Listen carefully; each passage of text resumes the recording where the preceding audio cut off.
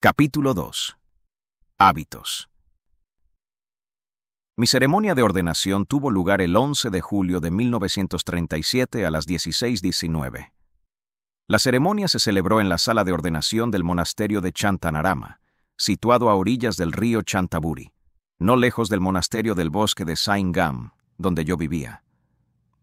El monasterio de Chantanarama era la sede administrativa de la orden monástica Dhammayut para las provincias de Chantaburi, Ranong y Trat, y era el centro de ordenación designado para toda la zona. En aquella época, junto al pozo del monasterio, crecía un grupo de grandes árboles de sándalo kanda, de los que tomó su nombre el monasterio. Presidió mi ordenación mi preceptor, el venerable Ajahn Sian Utamo, abad del monasterio. El venerable Ajahn Chuye Tonghamdi fue mi instructor de canto Kamabakakarilla, y el venerable Ajahn Lee Dhammadaro fue mi instructor de enseñanza Anusavanakariya. Se me dio el nombre Pali Chundo. Tenía 1 mes y 5 días de haber cumplido 22 años, y fui la primera persona para la que Ajahn Lee Dhammadaro cantó una parte en la ceremonia de ordenación de un monje. Aún recuerdo las instrucciones que me dio Ajahn Lee en aquella ocasión. Eres un monje de meditación. El trabajo principal de un monje de meditación te ha sido asignado hoy en tu ordenación. Se te da simplemente como 5 objetos de meditación que debes memorizar y sobre los que debes reflexionar en orden directo e inverso. Kesa, cabello de la cabeza; loma, cabello del cuerpo; naka, uñas; danta, dientes; y taco, la piel que envuelve el cuerpo. Te corresponde a ti contemplar el significado de estos rasgos físicos en tu meditación lo mejor que puedas. Esta reflexión subyace en el verdadero trabajo de aquellos monjes que practican según los principios del Dhamma que fueron enseñados por el Señor Buda. Estas 5 partes del cuerpo deben contemplarse detenidamente hasta que tomes conciencia de que la verdadera naturaleza del cuerpo no es intrínsecamente bella ni deseable, sino que, por el contrario, es fundamentalmente poco atractiva, cambiante e insatisfactoria, y por lo tanto no debe considerarse que te pertenece. Estas 5 partes forman las características externas y visibles del cuerpo humano, cuya apariencia puede despertar lujuria y apego en la mente. Solo cuando el cuerpo se disecciona y analiza adecuadamente, la mente desarrolla gradualmente un fuerte sentido de desapasionamiento hacia la forma humana, haciendo que los deseos asociados a ella comiencen a debilitarse y a disolverse. La mente queda entonces libre para dedicarse a aspectos más sutiles de la meditación, en busca de formas de felicidad más duraderas y valiosas. Tras la ceremonia en el monasterio de Chantanarama, regresé con Ajahn Lee y Ajahn Kongma al monasterio del bosque de Saingam, donde entre 1937 y 1939 pasé mis 3 primeros retiros de lluvia como alumno suyo. Aquellos 2 ayans habían sido amigos del Dhamma durante muchos años. Antes de conocerse, Ajahn Lee ya se había ordenado monje en el templo de su pueblo natal. Cuando se enteró de que un monje Dhutanga errante acampaba en el cementerio local, fue a presentarle sus respetos y a hacerle algunas preguntas. Ajahn Lee se sintió inspirado por el comportamiento del monje Dhutanga, tan diferente del de los demás monjes que conocía. Ajahn Lee preguntó al monje quién era su maestro. Le respondió que su maestro era Ajahn Mun Buridato, que en aquel momento se encontraba no muy lejos, en el monasterio de Burafa, en la ciudad de Ubon Ratchathani. Ajahn Lee viajó entonces varios días a pie hasta llegar al monasterio de Burafa, donde se encontró con Ajahn Mun por primera vez. Presentó formalmente sus respetos a Ajahn Mun y le pidió consejo. El consejo que recibió le mostró el camino a seguir en su práctica de la meditación. Fue allí, en el monasterio de Burafa, donde Ajahn Lee conoció a Ajahn Kongma, que ya era un alumno aventajado de Ajahn Mun. Finalmente, Ajahn Lee convenció a Ajahn Kongma para que le llevara a vagar por los bosques de la región en busca de lugares apartados para meditar. Durante sus viajes, las enseñanzas de Ajahn Kongma sobre el Dhamma a varios niveles impresionaron a Ajahn Lee, especialmente cuando Ajahn Kongma hablaba de los resultados que había conseguido durante los años que practicó bajo la guía de Ajahn Mun. explicó los métodos de contemplación corporal que enseñaba Ajahn Mun y los profundos resultados que obtuvo de su práctica, lo que inspiró a Ajahn Lee a aumentar su diligencia en la meditación. Los dos amigos regresaron finalmente a Ajahn Mun, donde Ajahn Lee tomó la decisión de recibir una segunda ordenación en la orden monástica de Dhammayut, la orden a la que pertenecía Ajahn Mun. Ajahn Mun organizó la ordenación en el monasterio de Burafa el 27 de mayo de 1927. Tras seguir a Ajahn Mun durante muchos años, y más tarde vagar Dhutanga solo por numerosas provincias tailandesas, Ajahn Lee partió de la región noreste del país. Recorrió las estribaciones orientales de la cordillera de Sankambeng, que separa el noreste de la región sureste de Tailandia, y se dirigió al sur, hacia la ciudad de Sra Kaeo. Desde Sra Kaeo, atravesó las laderas boscosas de la montaña Soi Dao y entró por primera vez en la provincia suroriental de Chantaburi a principios de 1935. Ajahn Lee se estableció en la provincia de Chantaburi, donde comenzó a enseñar el Dhamma a la comunidad laica. Muchos de los habitantes de la zona estaban tan entusiasmados con sus charlas sobre el Dhamma que organizaron un lugar cercano para que pasara el retiro de las lluvias de ese año. Su residencia pronto se conoció como Monasterio del Bosque de Klong Kung. A medida que la meditación ganaba popularidad entre el creciente número de personas de Chantaburi, la carga de enseñanza de Ajahn Lee aumentaba, ya que era el único monje meditador disponible en la zona para guiarles. Esta situación llevó a Ajahn Lee a escribir a Ajahn Kongma, preguntándole si podía unirse a él y ayudarle en la enseñanza a los laicos. Tras recibir la aprobación de su maestro, Ajahn Singh, Ajahn Kongma viajó a Chantaburi y comenzó a dar a los lugareños instrucciones sobre las virtudes de la bondad y la generosidad, el comportamiento moral adecuado y la meditación.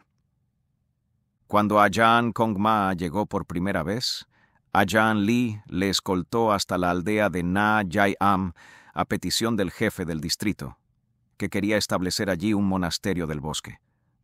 El pueblo de Na Yai Am era una comunidad muy pobre, con fama de ser un escondite rural, donde los bandidos se refugiaban de las autoridades. Ajahn Kongma encontró un lugar tranquilo propicio para la meditación y acampó en el bosque a las afueras de la aldea durante muchos meses, lo que permitió a los lugareños conocerle mejor. Les enseñaba lecciones de conducta moral para inspirarles remordimientos por sus fechorías pasadas e inculcarles un sano temor a las consecuencias del comportamiento inmoral. Para ello, recalcaba la importancia de la estricta observancia de los 5 preceptos que representan el fundamento de todas las acciones virtuosas. Al escuchar sus enseñanzas y poner en práctica sus consejos, la vida de los aldeanos empezó a mejorar. A medida que sus corazones aprendían a aceptar las instrucciones prácticas de Ajahn Kongma, aumentaba su fe en él. Con la creencia en los beneficios de la virtud moral inculcada en los corazones de sus habitantes, la aldea, que antes era un hervidero de anarquía, se convirtió en un lugar fresco y agradable para vivir. Las viejas animosidades desaparecieron para ser reemplazadas por una reverencia hacia el monje, cuyas enseñanzas habían causado tanta impresión. Cuando Ajahn Kongma abandonó la aldea de Na Yai Am, sus habitantes lloraron como niños pequeños por la pérdida de un padre. Debido a la influencia de Ajahn Lee en la provincia, los monjes del bosque eran buscados en las comunidades aldeanas de los alrededores de Chantaburi. Mi pueblo natal, Nong Bua, era uno de ellos. Sus habitantes, que albergaban una gran fe en Buda y sus enseñanzas, habían invitado en múltiples ocasiones a Ajahn Lee a establecerse en sus alrededores y guiarles en cuestiones de conducta virtuosa y meditación. Ajahn Lee no pudo satisfacer su petición, pero no obstante estaban deseosos de apoyar a otro monje de la tradición del bosque. Por aquel entonces, un grupo de devotos laicos del pueblo se enteró de que Ajahn Kongma, que tenía fama de ser un practicante estricto, se alojaba con Ajahn Lee en el monasterio del bosque de Klong Kung. 6 personas del grupo se ofrecieron voluntarias para viajar al monasterio de Ajahn Lee e invitar a Ajahn Kongma a regresar con ellos a Nong Bua. No se propusieron invitar a Ajahn Kongma simplemente para que realizara rituales religiosos. Esta gente estaba verdaderamente interesada en el Dhamma y poseía un profundo conocimiento de las escrituras budistas. También valoraban el sabio consejo de los monjes practicantes del bosque. Tras un viaje de 2 horas en barco, los peticionarios desembarcaron en el muelle de Chantaburi y recorrieron a pie el resto del camino hasta el monasterio. El grupo quedó tan encantado cuando conoció a Ajahn Kongma que inmediatamente le ofreció su invitación. Ajahn Kongma respondió diciendo: «Debéis volver a casa y pedir un deseo solemne a la triple gema para que os proporcione un augurio auspicioso. Si aparece un presagio auspicioso, puedes volver. De lo contrario, no vuelvas». Inmediatamente, uno de los aldeanos tomó la palabra. «Venerable señor, ya he recibido un buen augurio. Anoche soñé que 2 hermosos elefantes blancos, una madre y su cría, se acercaban a mí. Pero cuando extendí la mano para acariciarlos, la pareja se convirtió en un pollo blanco». Ajahn Kongma escuchó en silencio la historia del hombre y contempló el significado del sueño durante un rato. Luego dijo: «Bueno, en ese caso acepto trasladarme a la aldea de Nong Bua. Vuelve a recogerme el miércoles 17 de marzo». Era el año 1936. Cuando llegó el día esperado, 4 aldeanos regresaron para recoger a Ajahn Kongma y llevarlo de vuelta a Nong Bua. Se presentaron en su residencia exactamente a la 1 de la tarde. Desde allí, escoltaron a Ajahn Kongma y al monje novicio que le atendía de vuelta a su distrito. Al llegar a la aldea de Nong Bua, Ajahn Kongma y el novicio fueron llevados a alojarse en una sección de bosque que los aldeanos reservaban como cementerio para los cadáveres no incinerados. También era el lugar donde pretendían construir un monasterio para los monjes. Un numeroso grupo de aldeanos se había reunido en el cementerio para dar la bienvenida a los monjes. Mostrando un gran entusiasmo, se afanaron en construir pequeñas cabañas para alojar a sus invitados. Al caer la tarde, todos se sentaron respetuosamente a escuchar a Ajahn Kongma enseñar el Dhamma. Sintiéndose profundamente inspirados, se marcharon a casa cuando terminó de hablar. Reflexionemos un momento sobre la historia del sueño del aldeano, en el que 2 elefantes blancos se convertían en un pollo blanco en cuanto empezaba a acariciarlos. Sueños como ese tienden a descartarse como imaginaciones fantasiosas, pero para sorpresa de todos los monjes, novicios y aldeanos de Nong Bua, el sueño del pollo blanco resultó tener una base real. A 1,5 kilómetros del cementerio vivía un granjero al que todos llamaban Tío Bei y que se ganaba la vida criando pollos. Su gallina favorita era una gorda y blanca. La misma noche en que Ajahn Kongma llegó al cementerio, el Tío Bei decidió atrapar y matar ese pollo blanco. Su intención era preparar con él un curry picante de hierba limón que pensaba ofrecer a los monjes a la mañana siguiente. En plena noche, el Tío Bei persiguió a la gallina blanca por todo el gallinero en un esfuerzo infructuoso por capturarla. Las altas paredes del gallinero hacían imposible la tarea, ya que la gallina volaba con facilidad para eludir sus garras. Al final, agotado y cansado de la persecución, el Tío Bei decidió irse a la cama y volver a intentarlo a primera hora de la mañana siguiente. Pensó que con la luz del día tendría más posibilidades de matar a la gallina. Sin embargo, antes del amanecer del día siguiente, la gallina blanca ya se había despertado y se había comido su comida antes de que se despertaran las demás gallinas. Entonces empezó a cacarear en voz alta, de forma agitada, como si estuviera dando rienda suelta a un sentimiento de ira y resentimiento. No importa lo bien que me haya criado y alimentado ese hombre. Al final pretende matarme para comer como ha matado a los cerdos de al lado. Pensando así, la gallina blanca empezó a asustarse. Se paseó frenéticamente por el gallinero antes del amanecer en busca de peligro. La noche anterior había logrado escapar de una muerte segura. Hoy podría no tener tanta suerte. Tras considerar sus opciones, la gallina empezó a escarbar el suelo en busca de comida para reponer fuerzas para la lucha que se avecinaba. Al mismo tiempo, reflexiona sobre cómo escapar del gallinero. Cuando el sol de la mañana se elevó sobre el horizonte y la tenue luz del amanecer empezó a iluminar su entorno, la gallina blanca supo que no le quedaba mucho tiempo. Una vez que los rayos del sol golpearon sus plumas, la gallina blanca lanzó un gran cacareo y saltó por los aires, lanzando su cuerpo fuera del gallinero y sobre la rama de un árbol que sobresalía. Volando de rama en rama y cacareando tan alto como podía, se dirigió a través de los campos hacia el cementerio donde se encontraba Ajahn Kongma. Casi de inmediato el tío Bei corrió tras ella en su persecución. Justo delante de él, la gallina se adentró en los terrenos del nuevo monasterio de Ajahn Kongma. Tío Bei la persiguió por todo el recinto, agarrándola y tratando de echarla del monasterio. Consiguió perseguir a la gallina blanca hasta su casa 3 veces, pero seguía eludiendo sus garras. En cada ocasión, el ave volvía corriendo al monasterio. La tercera vez, sintiendo que su vida estaba en juego, la gallina blanca se dirigió directamente a la cabaña recién construida de Ajahn Kongma, aterrizó en el tejado y se negó a moverse. Temeroso de Ajahn Kongma, el tío Bei no se atrevió a acercarse más. Sintiéndose por fin a salvo, la gallina blanca se instaló en el monasterio y adoptó a Ajahn Kongma como guardián.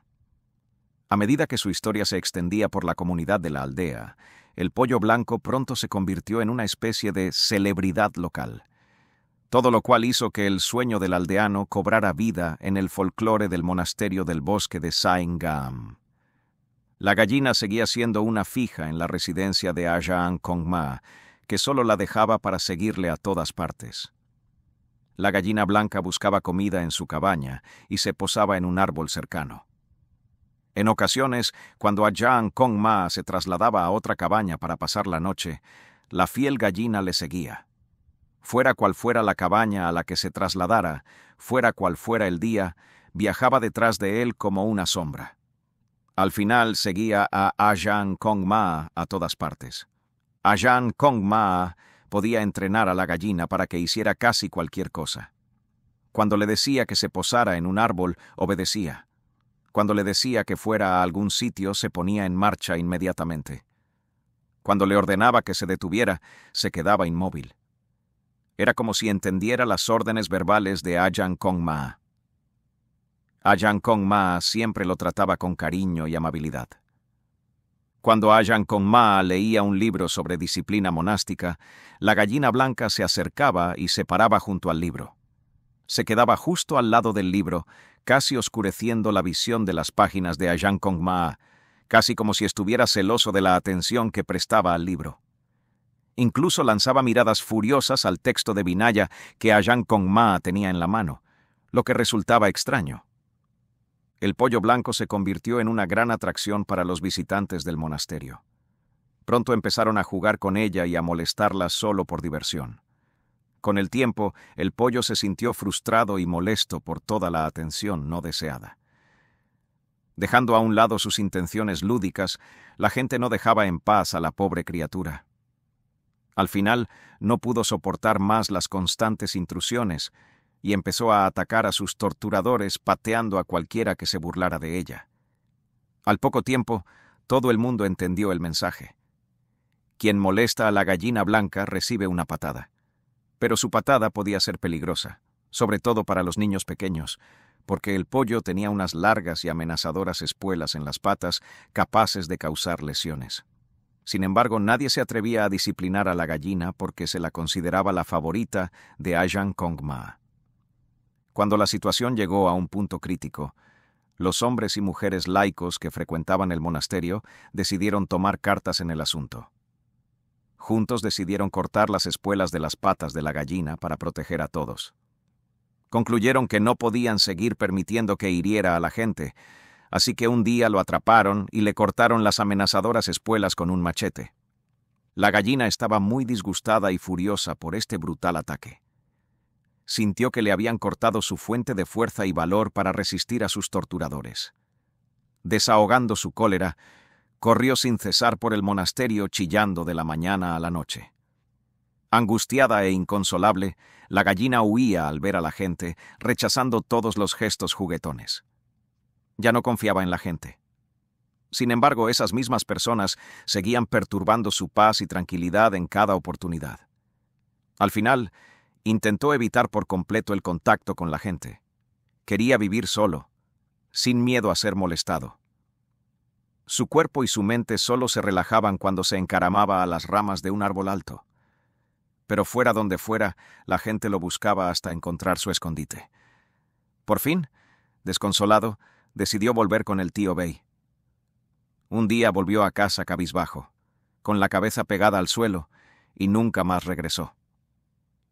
El incidente del pollo blanco hizo que muchos seguidores laicos de Ajahn Kongma cambiaran su actitud hacia los animales. Algunos renunciaron a matar animales para el resto de sus vidas.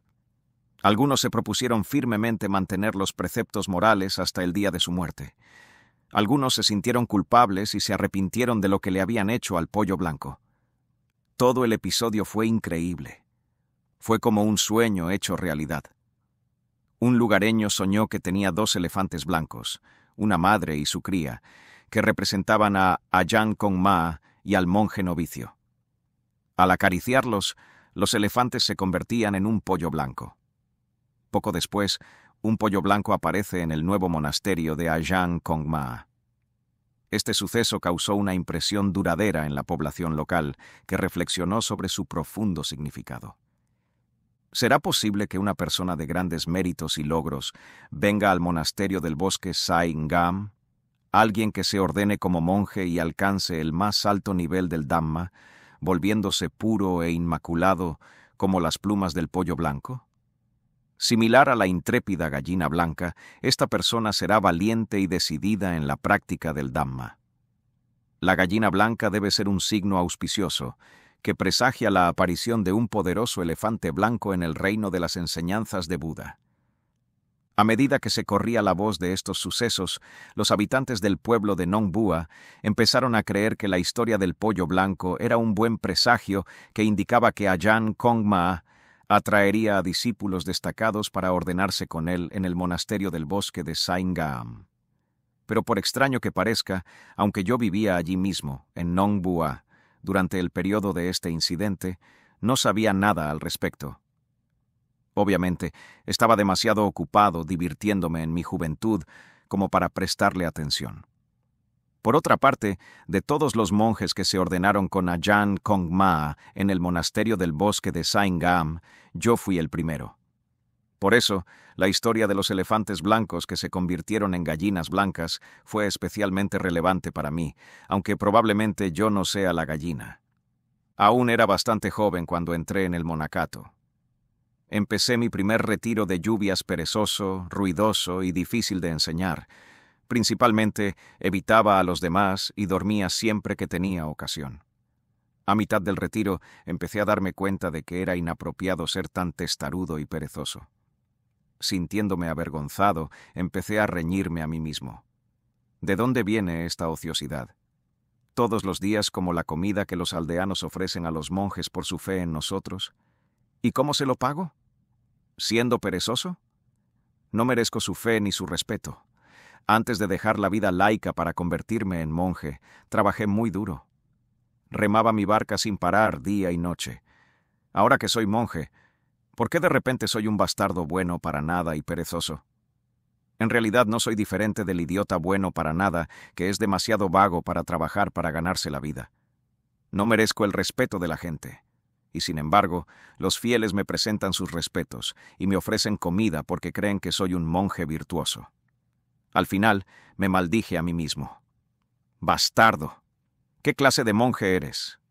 ¿Cómo te atreves a dejar que la gente se incline ante ti cuando ni siquiera sabes meditar tan bien como algunos de los ancianos del pueblo? ¿Por qué te molestaste en hacerte monje? Después de reñirme a mí mismo por ser un inútil, me animé y me dispuse a dar la batalla y superar mis defectos. Buscando un medio para luchar contra el lado innoble de mi carácter que me hacía perezoso, débil e inútil, me senté a meditar, repitiendo la palabra de meditación Budo con el mismo propósito serio con el que siempre había hecho las cosas antes de que la pereza se apoderara de mí. Pensé, antes de ordenarme, dije que nunca me echaría atrás ante nadie. pero ahora retrocedo ante mis propias debilidades con tanta facilidad que me he convertido en su esclavo obediente. ¿Es esta debilidad algo de lo que estar orgulloso? Por supuesto que no. Vale, ya está, pensé. No cederé, aunque signifique la muerte. A partir de ahora tomaré al Buda como ejemplo y practicaré con una seriedad similar a la suya. Juro adoptar la misma diligencia en mi práctica de la meditación que los discípulos Arahant de Buda adoptaron en la suya. A partir de ahora, me negaré a retroceder cuando me enfrente a mis enemigos internos. Desde el momento en que me dediqué en serio a la meditación Budo, mi actitud hacia el modo de vida monástico cambió por completo. Tanto si meditaba sentado como si caminaba de un lado a otro por el sendero de meditación, el esfuerzo que hacía era enérgico e implacable. Ajahn Kong Ma me enseñó a practicar la meditación caminando, yendo y viniendo en línea recta entre dos puntos bien marcados, situados a una distancia de 30 o 40 pasos y situados en un lugar tranquilo y apartado del bosque. Sus instrucciones eran permanecer erguido y alerta, con las manos unidas justo por debajo de la cintura, la palma de la mano derecha superpuesta y agarrando el dorso de la izquierda. Al caminar, los ojos debían mantenerse fijos en el suelo, a unos pasos por delante. Me dijeron que caminara diligentemente hacia adelante y hacia atrás a lo largo del sendero, girando en cada extremo y volviendo después. Como la repetición de Budo daba buenos resultados, armonicé esa repetición mental con el ritmo de la marcha, coordinando cada pisada con Bud y luego con Dacho.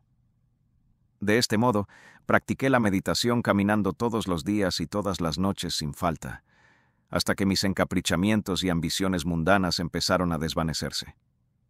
A medida que la carga de mi corazón se aligeraba, mi mente se sentía más tranquila. A veces, estaba tan absorto en la meditación que caminaba 3 o 4 horas seguidas sin descanso, sin importarme la hora del día ni los cambios de tiempo. Al final de mi primer retiro de lluvias, había pasado tantas horas meditando a pie que el camino de tierra por el que caminaba empezó a romperse por el uso continuado.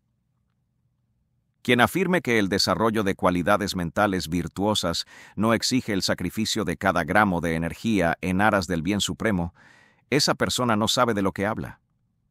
¿Cómo puede ser que sacrificar tu vida en aras de la excelencia moral no implique gastar tiempo y energía valiosos? Lejos de lo que la gente pueda pensar, el desarrollo del Dhamma requiere dar al esfuerzo todo lo que uno tiene, hasta que nada se retenga y no quede más energía que dedicar al esfuerzo. A medida que mi meditación cobraba impulso, buscaba nuevas contemplaciones que estimularan mi atención. Por ejemplo, empecé a reflexionar sobre la muerte. ¿Las personas ricas y con muchas posesiones materiales pueden llevarse algo de todo eso cuando mueren? No. Independientemente de los esfuerzos que una persona haya hecho para tener éxito en la vida, todas sus posesiones y sus logros mundanos se pierden en el momento de la muerte. Todas las cosas aparecen y desaparecen, nunca perduran. Cuando los monjes son invitados a oficiar una ceremonia funeraria, llevan a cabo el ritual de coger la tela del hábito del ataúd del difunto. Este rito funerario se lleva a cabo no porque la tela en sí tenga un valor especial, sino más bien como una oportunidad para que los monjes y los familiares del difunto reflexionen solemnemente sobre la naturaleza de la muerte, sobre la verdad de que un día todos ellos ciertamente morirán también. Mientras los monjes cogen el paño, entonan Anika Bata Sankara. Todas las cosas compuestas, incluidos nuestros cuerpos y mentes, son impermanentes y están sujetas a cambios. Nada permanece de la misma manera para siempre. Por desgracia, la mayoría de la gente nunca se para a reflexionar sobre su cuerpo y su mente. Están demasiado perdidas en pensamientos triviales para ver cómo se les escapa la vida, momento a momento, mientras se acomodan en rutinas habituales de pensamiento y comportamiento. Para salir de esas rutinas, deben aprender a centrarse en el momento presente. Para ello, animo a la gente a que centre su mente en el Budo todo el tiempo que pueda, durante días, meses o incluso años, hasta que se convierta en un hábito que permanezca con ellos todo el tiempo. Para entonces, su meditación debería ser inquebrantable. Si la mente se resiste a sus esfuerzos por calmarse mientras caminan y repiten Buddha, les aconsejo que se mantengan firmes y persistentes. Continúa caminando al ritmo de Buddha hasta que la mente inquieta ceda y se vuelva pacífica, incluso si eso significa pasear de un lado a otro durante horas. A medida que la mente se absorbe en Buddha, la concentración se profundiza, y el ritmo y el paso de la marcha se adaptan a la corriente constante de conciencia que se ha desarrollado. Entonces, puede parecer que todo el cuerpo flota sin esfuerzo a lo largo del camino, como si viajara sobre un colchón de aire. A menudo experimentaba esa sensación de flotar mientras caminaba meditando. Era como si el cuerpo y la mente estuvieran suspendidos sobre el suelo, en un momento, volando hacia arriba y alejándose, en otro, deslizándose hacia abajo y luego hacia arriba de nuevo. Podía caminar así durante horas, sin darme cuenta del tiempo ni de que sudaba profusamente. La meditación caminando era una experiencia tan agradable que me enganché a la placentera sensación y no quería parar. Lo que demuestra lo gratificante que puede ser la meditación caminando cuando se pone todo el empeño en practicarla. Sin embargo, en los primeros días de mi vida monástica, mi práctica de la meditación carecía de la dirección y la constancia adecuadas. En algunas ocasiones, los resultados eran alentadores. En otras, me sentía somnoliento y no podía permanecer despierto en el asiento de meditación. Mi esfuerzo a medias era desalentador. En el fondo, me avergonzaba de mí mismo por ser tan perezoso en la meditación. Comparé mi actitud con la de los seguidores laicos del monasterio que encontraban tiempo para practicar la meditación, aunque trabajaran muchas horas y tuvieran una vida familiar ajetreada. Y allí estaba yo, un monje plenamente ordenado, un hijo de Buda, sentado de brazos cruzados desde el amanecer hasta el anochecer, contemplando la estatua de Buda con ojos caídos, atendiendo a mi maestro con una perezosa indiferencia, y cumpliendo mis obligaciones en la sala de meditación como un sonámbulo. En lugar de esforzarme por ser más diligente que la gente corriente del pueblo, no era rival para ellos. También pensé que soy un ser humano, igual que Buda y sus discípulos Arahant. Vivo como ellos y como los mismos tipos de comida. ¿Cómo es que ellos pudieron alcanzar cimas espirituales tan elevadas y yo estoy estancado en la rutina? Obviamente solo puedo culparme a mí mismo. ¿Es la pereza una virtud? Por supuesto que no. Los sabios de este mundo siempre alaban a las personas trabajadoras. ¿Por qué me siento tan perezoso y somnoliento? ¿No me da vergüenza ver la sala principal del monasterio llena de laicos sentados atentamente en meditación? He trabajado duro toda mi vida. He sido capaz de lograr cosas que nadie más podía. ¿Cómo es que, ahora que soy monje, no puedo aprender a meditar despierto? ¿Por qué no puedo darme cuenta? Considerar mi situación de ese modo me hizo sentir profundamente consternado. Decidido a cambiar radicalmente de rumbo, me levanté de mi asiento, me acerqué de rodillas a la estatua de Buda y le hice 3 reverencias. Con las manos juntas y la mente intensamente concentrada, tomé una resolución solemne. A partir de este momento, si no medito con resolución inquebrantable, que me destruyan los rayos, los terremotos, las inundaciones y los fuegos fatuos. Después de arriesgar mi vida haciendo ese voto inflexible, mi corazón sintió una explosión de energía mientras mi mente se preparaba para el desafío. El coraje afloró en mi interior mientras me preparaba para afrontar un momento de vida o muerte. Apelé con fervor al poder inherente al buen karma que había acumulado en acciones virtuosas anteriores para que me ayudara a liberar mi mente de todos los obstáculos que la entorpecían. Para cumplir mi voto, empecé a meditar día y noche, sentándome durante largos ratos durante el día y caminando durante horas al anochecer. Desde el momento en que tomé esa determinación, obligué a mi mente a permanecer firmemente en la repetición de Buda. Había llegado a la conclusión de que, para mí, centrarme en Buda era preferible a centrarme en la respiración como objeto de meditación, porque mi mente se desviaba con demasiada facilidad entre la inspiración y la expiración. Así, desde que me despertaba por la mañana hasta que me dormía por la noche, hacía que mi mente solo pensara en Buda. Buda se convirtió en mi única preocupación. Todas las demás preocupaciones eran irrelevantes. Mantener una concentración tan absoluta fue una lucha.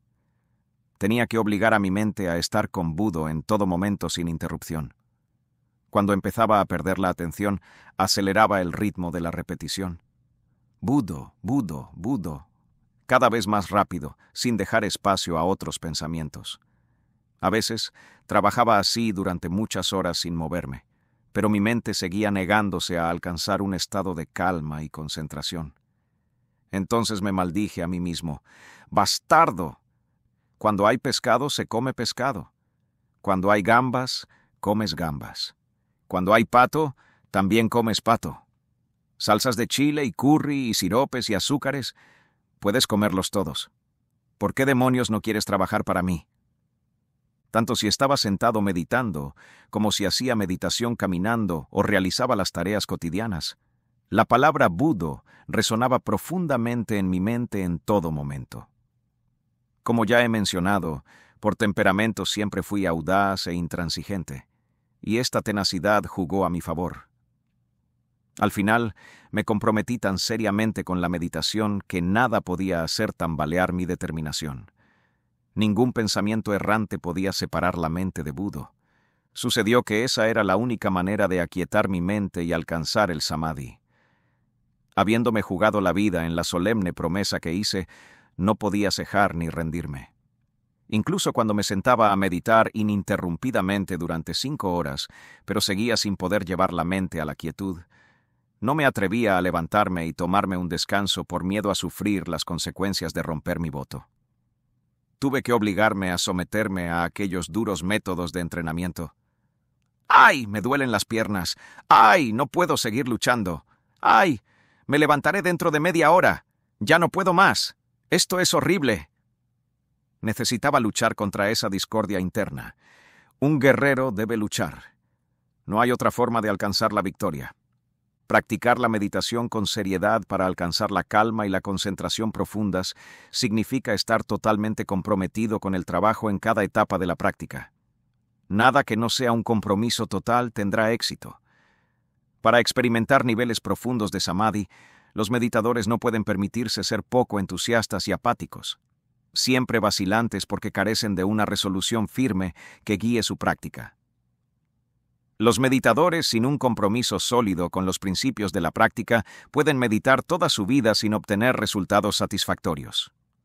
Cuando, con un esfuerzo supremo, mi mente fue capaz de dejarlo todo y caer en samadhi, la experiencia fue una quietud mental indescriptiblemente asombrosa, silenciosa y suave. Esa quietud iba acompañada de una increíble sensación de ligereza y flotabilidad que hacía que mi cuerpo se sintiera como si flotara en el aire. Era consciente de una sensación de flotación similar cuando caminaba por el sendero de meditación, como si volara por encima del sendero. Mi meditación alcanzó pronto un punto en el que podía caminar toda la noche sin dormir. Con el tiempo, el camino de la meditación quedó tan desgastado y destrozado que los monjes lo miraban con incredulidad. No podían entender cómo 2 pies podían castigar tanto el suelo arenoso que tenían debajo. Pero, ¿cómo podía ser de otro modo si seguía caminando noche tras noche sin parar a descansar? Para salvaguardar mi voto, tenía que esforzarme hasta el límite de mi resistencia y superarlo. Mi determinación era tan fuerte que nada me detendría. Si comer se convertía en un obstáculo para cumplir mi voto, simplemente no comía. Si cumplir el voto significaba la muerte, estaba dispuesto a morir. No me echaría atrás. Cuando con todo mi esfuerzo decidido, la mente seguía negándose a converger en samadhi, contraatacaba con un voto aún más potente y aumentaba mis esfuerzos. Esta audacia se convirtió en una parte tan importante de mi práctica que Ajahn Lee empezó a advertir a la gente. No os atreváis a desafiar a Tanjia. No cederá ante nadie, ni siquiera ante los devas. Aceptará el desafío de cualquiera. Durante los meses calurosos de mi primer año con el hábito, me uní a 3 monjes que iban de excursión por la región montañosa del norte de la provincia de Chantaburi, en busca de lugares tranquilos y aislados donde poder practicar la meditación sin ser molestados. Aquella región tenía extensiones de bosque y terreno montañoso que se adaptaban bien a nuestra necesidad de soledad. Al estilo de los monjes Dhutanga, íbamos de un lugar a otro, caminando por bosques y montañas en lugares donde había suficientes aldeas pequeñas para mantener nuestra limosna diaria. Cada uno de nosotros llevaba un paraguas tienda colgado de un hombro y un cuenco de limosna colgado del otro. Cuando encontrábamos un lugar tranquilo y propicio para la meditación, acampábamos durante un tiempo en los bosques cercanos a esos pequeños asentamientos. Vimos este estilo de vida como una forma de ser serios en nuestra determinación de practicar correctamente por el bien del Dhamma. Nos convencimos de que trabajar incansablemente para mejorar nuestra práctica de la meditación era la tarea más importante de la vida monástica. Los 4 regresamos sanos y salvos al monasterio del bosque de Saingam poco antes del comienzo del retiro de las lluvias de 1938. En nuestro entusiasmo por el modo de vida ascético, decidimos aprovechar ese retiro para observar estrictamente algunas de las prácticas Dhutanga que Buda recomendaba. Queríamos emular a los auténticos monjes practicantes que se esforzaban denodadamente por liberarse del sufrimiento. Juntos nos comprometimos a caminar hasta la aldea para recibir limosna todas las mañanas, excepto en ayunas, a barrer los terrenos del monasterio y limpiar la sala principal todas las mañanas y tardes sin falta, a comer alimentos solo de nuestros cuencos de limosna, y como grupo, a presentar nuestros respetos inclinándonos ante Buda y nuestros maestros todas las mañanas. Otras prácticas obligatorias para el retiro de la estación lluviosa eran reunirse a las 8:00 p.m. para el canto vespertino, seguido de una lectura del Vinaya y una sesión de meditación en grupo que duraba hasta las 11:00 p.m. Debíamos despertarnos a las 3:00 a.m. y meditar por nuestra cuenta hasta las 5:00 a.m., y luego reunirnos en la sala principal para la ronda de limosnas matutina. Con diferencia, la práctica más difícil que emprendimos algunos de nosotros fue no dormir en toda la noche hasta el amanecer. De todos nosotros, yo fui el más comprometido con esta práctica, ya que desde el principio hice el voto solemne de no dormir por la noche durante los 3 meses que duró el retiro. Siguiendo la potencia de mi voto anterior, me incliné profundamente ante el Buda, el Dhamma y la Sangha. Estabilicé mi mente y la concentré en mi interior, repitiéndome en silencio. Juro por el poder del Buda, el Dhamma y la Sangha no dormir durante las horas que van del atardecer al amanecer todos los días durante los 3 meses de este retiro de lluvias. Si rompo este voto por cualquier motivo, que me destruyan los rayos, los terremotos, las inundaciones y los fuegos fatuos. Mantener la integridad de mi voto fue el aspecto más importante de su éxito, porque indicaba hasta qué punto la potencia de mi karma pasado me había preparado para el intenso desafío que tenía por delante. Las fortalezas y debilidades kármicas son factores cruciales en la meditación, porque la calidad moral de nuestras acciones pasadas determina en gran medida la fuerza y la profundidad de nuestra meditación, y refuerza nuestra disposición a perseverar a través de penurias y dificultades sin rendirnos. De este modo, nuestra capacidad para cumplir un voto depende de la acumulación de valor interior, que se basa en los buenos méritos que hemos hecho. El cultivo del valor interior es un aspecto importante de la eficacia con la que podemos superar los obstáculos a los que nos enfrentamos en la práctica intensiva. Ser capaz de superar un reto exigente indica un alto nivel de karma virtuoso, un grado de excelencia del que suelen carecer quienes fracasan en el reto. En realidad, no es fácil tener éxito. La mayoría de la gente fracasa.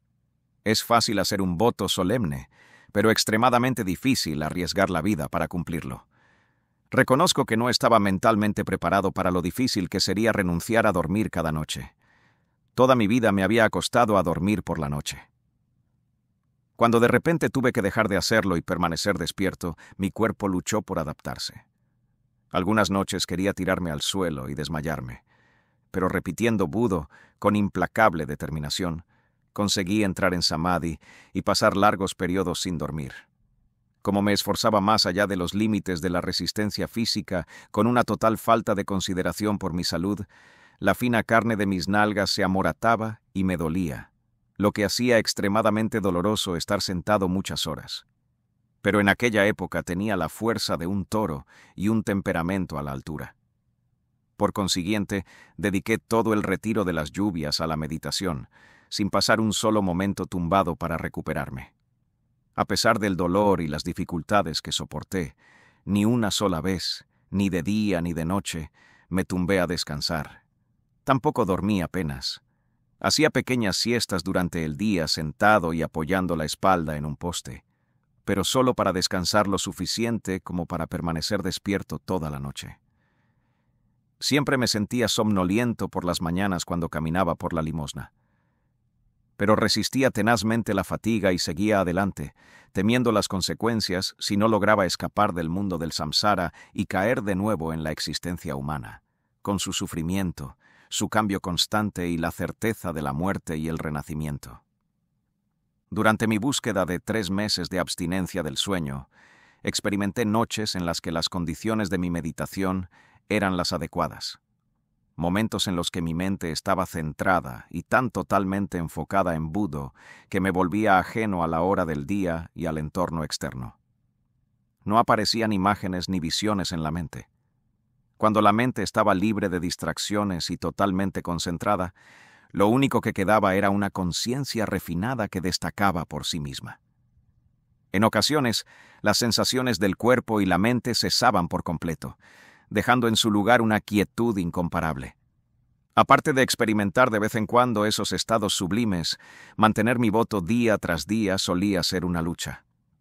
A veces solo quería escapar, pero cada vez me reafirmaba en mi propósito principal.